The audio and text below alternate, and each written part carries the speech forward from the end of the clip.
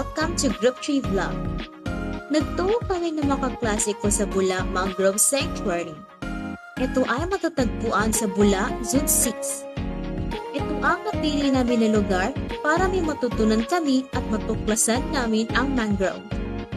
Mahalaga ang mga mangrove sa ating kapaligiran dahil nag-aalok ito ng iba't ibang ekolohikal na serbisyo. Ito ay natural na depensa laban sa mga bagyo, pinipigilan ang pagguho ng mga beach at pinapaliit ang lakas ng alon. Tinutulungan ng mga mangrove na maibsan ang epekto ng pagbabago ng klima sa pamamagitan ng pagtanggal ng pollution at pagpapabuti ng kalidad ng tubig. Ang mga mangrove ay isang mahalagang bahagi ng ating pagsugpo sa pagbabago ng klima. Tinutulungan tayo na mag-adjust sa mga epekto nito at tanggalin ang carbon mula sa atmosphere. Maaari kang magkaroon ng maraming kaalaman tungkol sa lugar na ito para sa halagang 15 pesos sa presyo ng entrance.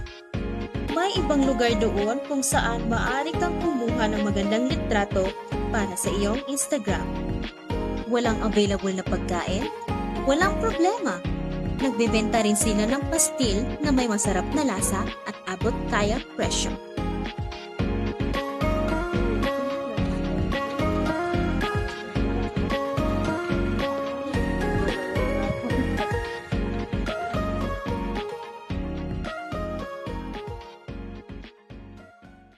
Kamangha-mangha, di ba?